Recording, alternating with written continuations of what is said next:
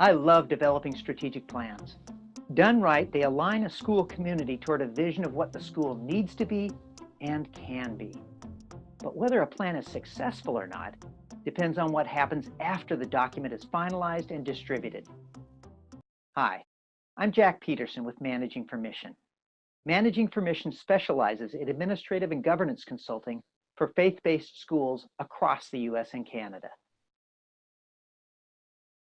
Before I began to work with other schools on their strategic plans, I had the unusual opportunity of leading the formulation of 4 strategic plans during 32 years of administration at one school.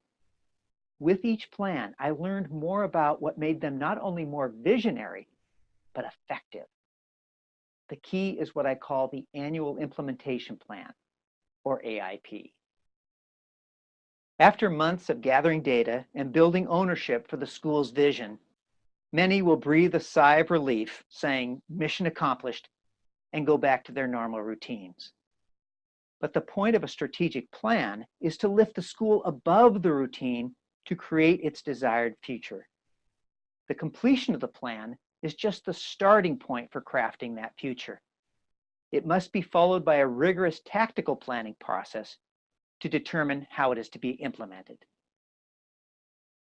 Sometimes schools try to incorporate the implementation plan into the strategic plan, and it sounds attractive to get the vision and all the X's and O's down on paper all at one time.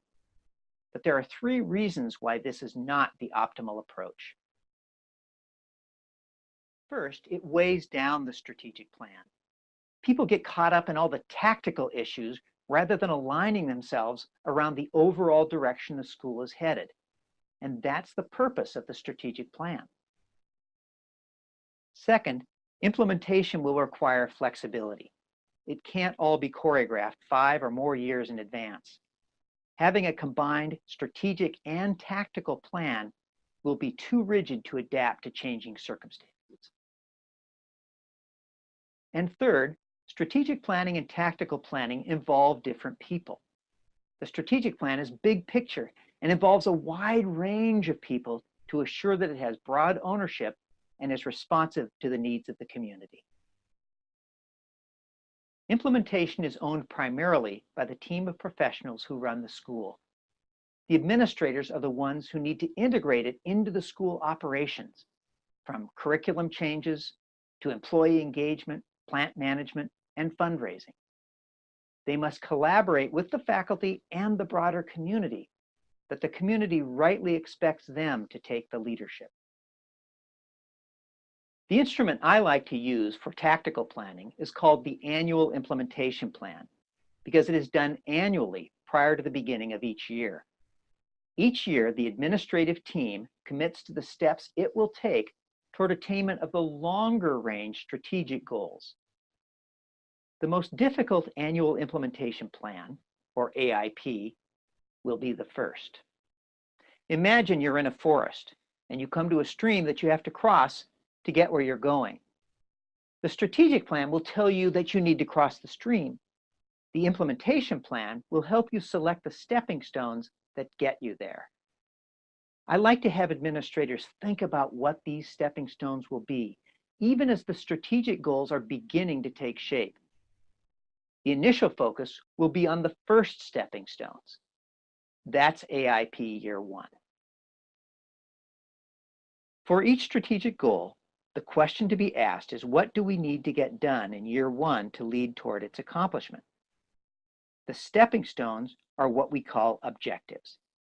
The administrative team identifies each objective as well as the administrator who will lead its accomplishment. That administrator is tasked with preparing an objective implementation plan, or OIP, which spells out in some detail what the objective is, the steps to accomplishing it, who needs to be involved, and how much budget will be required. Under the leadership of the chief administrator, the draft OIPs are shared with the other members of the administrative team and finalized based on their input. Just as the strategic goals form the backbone of the strategic plan, so the critical objectives for Year 1 will form the backbone of that year's annual implementation plan.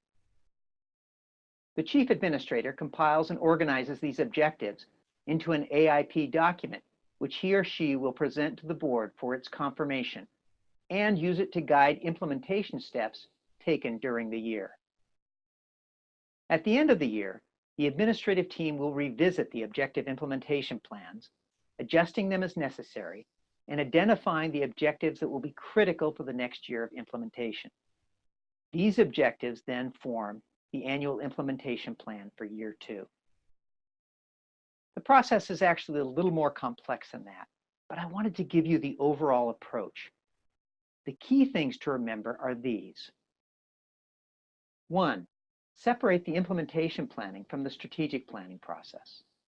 2, have the administrative team begin the implementation planning even before the strategic plan is finalized.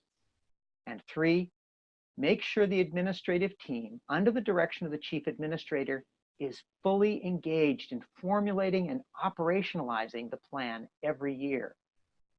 If you don't do this, you may have a beautiful strategic plan, beautifully collecting dust.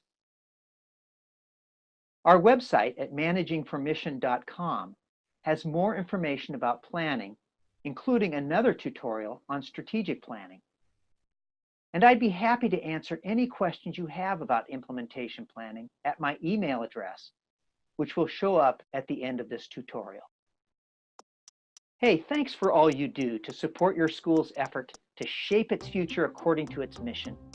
And thanks especially for making sure your strategic plan becomes reality through effective implementation planning. God bless.